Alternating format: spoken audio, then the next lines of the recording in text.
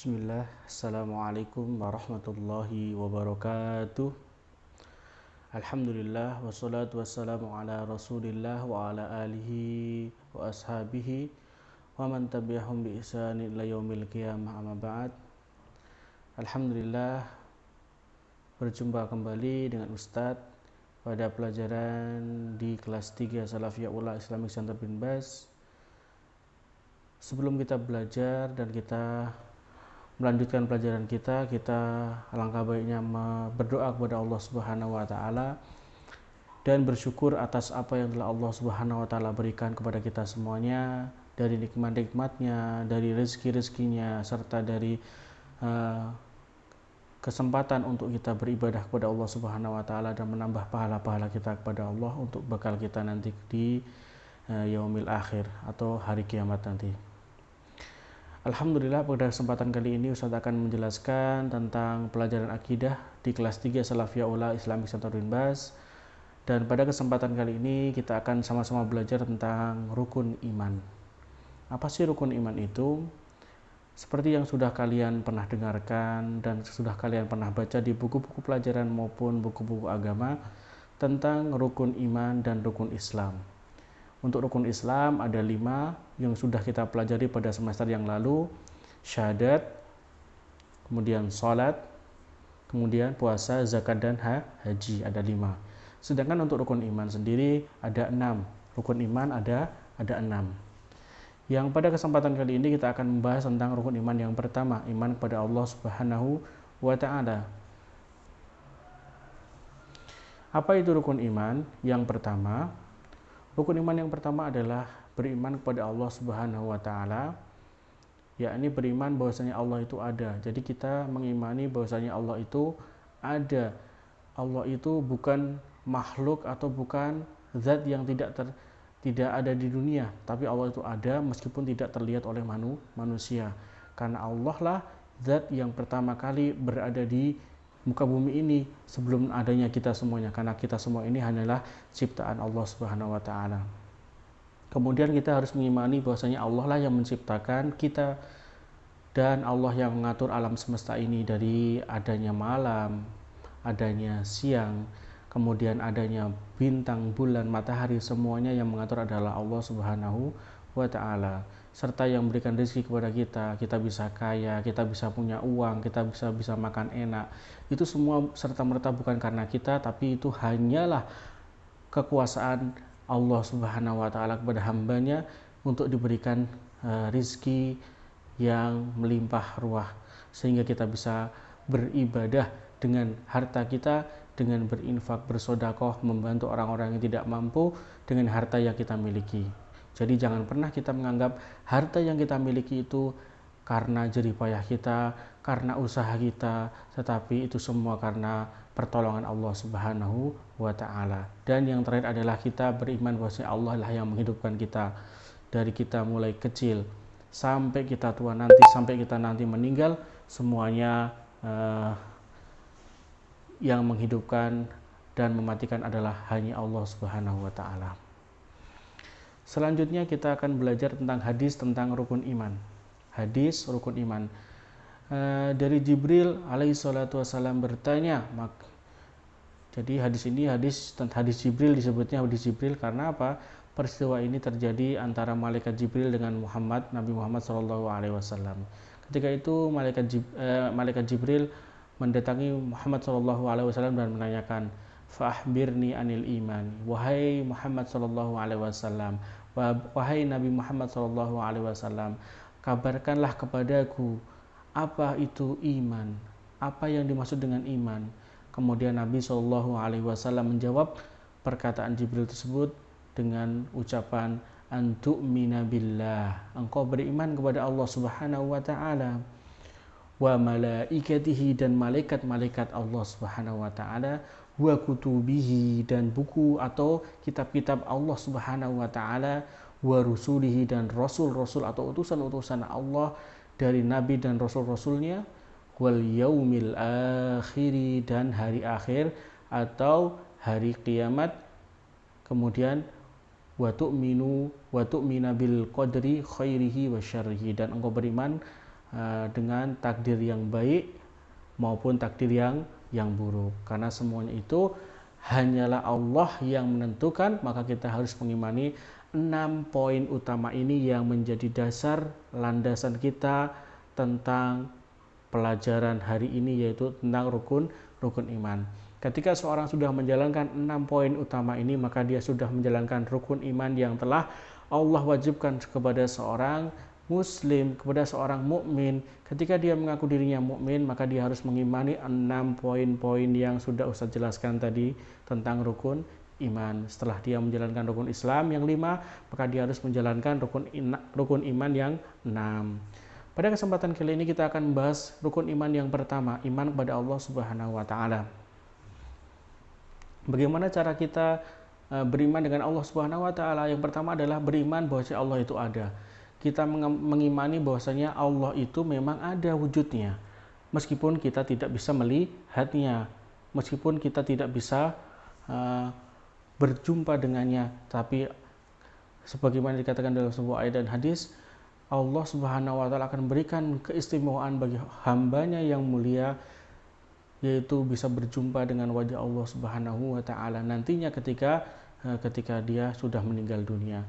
Hanya bagi hamba-hamba pilihannya, tidak semuanya. Maka dari itu, maka kita berdoa kepada Allah Subhanahu wa taala agar kita nantinya ketika kita meninggal dunia tergolong sebagai hambanya, sebagai ciptaannya yang nantinya bisa mendapatkan kesempatan untuk mendapatkan menjumpai dan bisa menyaksikan wajah Allah Subhanahu wa taala. Kemudian yang kedua adalah Allah yang menciptakan kita dan mengatur seluruh jagat raya ini. Jadi kita beriman itu caranya gimana? Kita harus mengimani bahwasanya Allah yang menciptakan kita. Kita adanya di dunia ini bukan serta-merta karena kita tiba-tiba muncul di bumi ini. Kita lahir dari orang tua kita diciptakan oleh Allah. Semuanya berkesinambungan, berkelanjutan dari orang tua kita, nenek kita, dan lain sebagainya.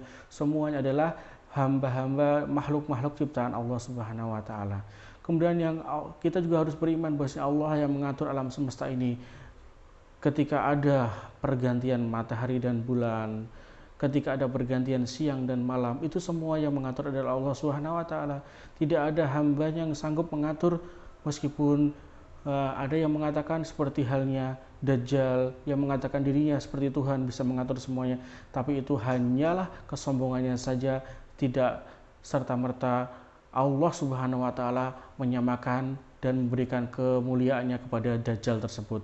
Itu hanya kesombongan saja agar orang-orang memilih untuk mengikuti jalan sesatnya. Maka jangan sampai selalu kita berdoa kepada Allah Subhanahu wa taala di akhir salat kita, di tahiyat salat kita. Apa doanya?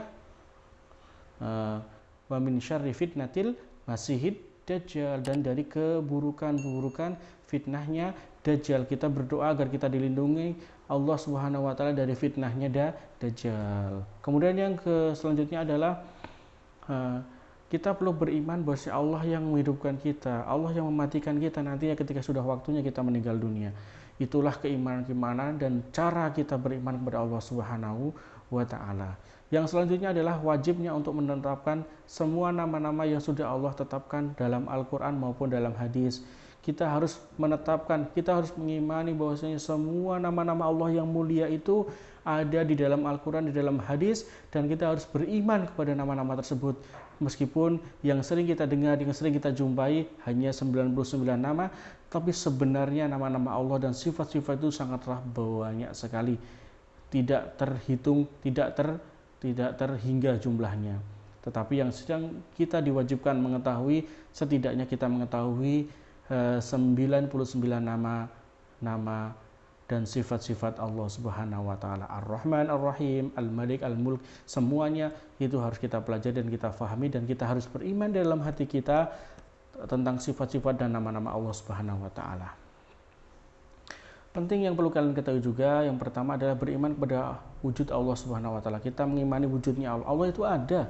Allah itu memang ada. Allah itu satu. Allah tidak beranak dan tidak diperanakkan, sebagaimana dalam surat Al-Falaq qul a'udzu birabbil falaq min syarri ma qul huwallahu ahad, maaf, dalam surat Al-Ikhlas, qul huwallahu ahad, Allahus samad, lam yalid wa lam yulad. Allah itu tidak beranak dan tidak pula diperanakkan. Itulah yang perlu kita yakini, kita iman dalam hati kita. Yang kedua adalah barang siapa mengingkari keberadaan Allah, maka dia bukan orang yang beriman. Ketika seorang muslim, ketika dia mengaku dirinya mukmin, tapi dia mengingkari keberadaan Allah, mengingkari bahwasanya Allah itu tidak ada, maka dia sudah keluar dari agama Islam dan masuk ke dalam golongan orang-orang kafir. Yang ketiga adalah iman itu adalah perkara-perkara batin, yaitu amalan dalam hati kita. Seorang sudah mengatakan dirinya beriman, tetapi dia hanya mengucapkan dengan lisannya dan mulutnya saja, itu bukanlah sebuah keimanan. Tetapi keimanan itu adalah antara lisannya mengucapkan dan hatinya meyakini dalam hatinya. Dua hal ini yang perlu kalian fahami dan ketahui.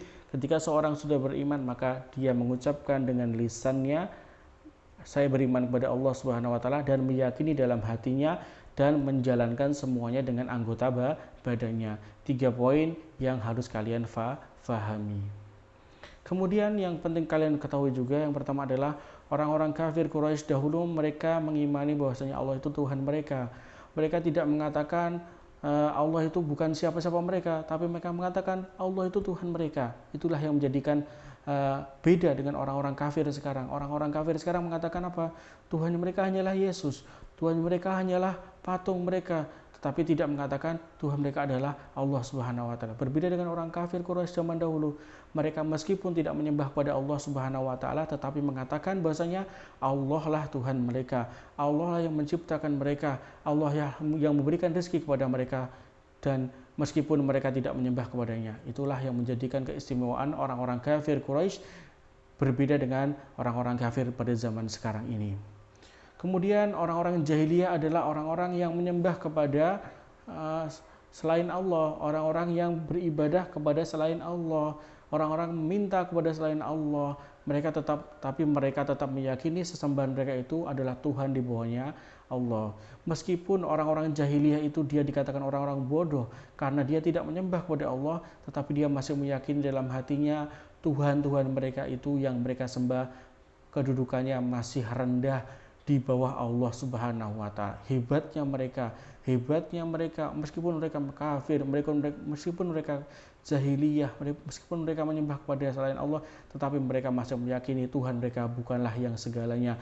Berbeda dengan orang-orang yang sekarang, ketika dia sudah mengagungkan sebuah tempat, mengagungkan sebuah Tuhan, mereka akan mempercayai Tuhan itu lebih mulia daripada Allah. Na'udzubillahi min dzalik. Jangan sampai kita berdoa kepada Allah Subhanahu wa taala agar kita tidak terjerumus ke dalam golongan orang-orang yang melakukan kesyirikan sehingga nantinya akan kekal di neraka Allah Subhanahu wa taala. Kemudian yang penting kalian ketahui juga adalah iman kepada Allah hukumnya adalah wajib. Ingat, wajib. Ketika wajib harus dikerjakan. Ketika seorang tidak mengerjakan kewajiban, maka dia telah mendapatkan dosa. Ketika dia berdosa, maka dia akan mendapatkan hukumannya di yaumil akhir nanti. Jangan sampai kita ketika tidak meninggalkan kewajiban, jangan berharap kita bisa lepas dari azab Allah Subhanahu wa taala. Jangan sampai kita meninggalkan keimanan, karena keimanan kepada Allah Subhanahu wa taala adalah hukumnya wajib. Kemudian yang kedua adalah barang siapa yang tidak mengimani Allah, maka dia musyrik. Ketika dia tidak beriman kepada Allah Subhanahu wa taala, maka dia dikategorikan sebagai orang yang musyrik. Apa itu musyrik? Musyrik adalah orang-orang yang melakukan kesyirikan, orang-orang yang melakukan perbuatan kesyirikan seperti menyembah patung, menyembah pohon, dan mempercayai bahwasanya ada sesembahan lain, ada kekuatan lain yang bisa menandingi kekuatan Allah. Itu perbuatan musyrik yang bisa mengeluarkan seorang dari agama Islam. Yang ketiga adalah wajibnya meniatkan semua ibadah kepada Allah saja. Ketika kita menjalankan sholat, ketika kita berpuasa, haji, dan sedekah, semua niatnya ada di dalam hati kita dan hanya kepada Allah saja kita beribadah, bukan kepada yang lainnya.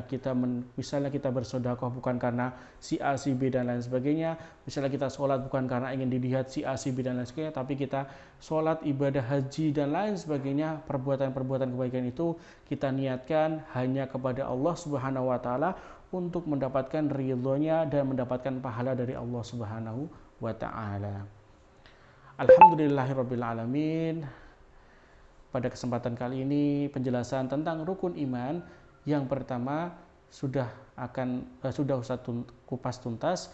Insya Allah pada pertemuan akan datang kita akan membahas tentang 3 tauhid yang harus kalian ketahui ketika kalian harus beriman kepada Allah Subhanahu wa taala. Yang pertama adalah tauhid rububiyah, tauhid uluhiyah, dan tauhid asma wa sifat. 3 poin ini yang perlu kalian ketahui dan perlu kalian fahami agar nantinya ketika kalian beribadah kepada Allah Subhanahu wa taala, kalian tidak akan salah dan kalian tetap mendapatkan pahala yang mulia dari Allah Subhanahu wa taala. Jangan lupa belajar di rumah.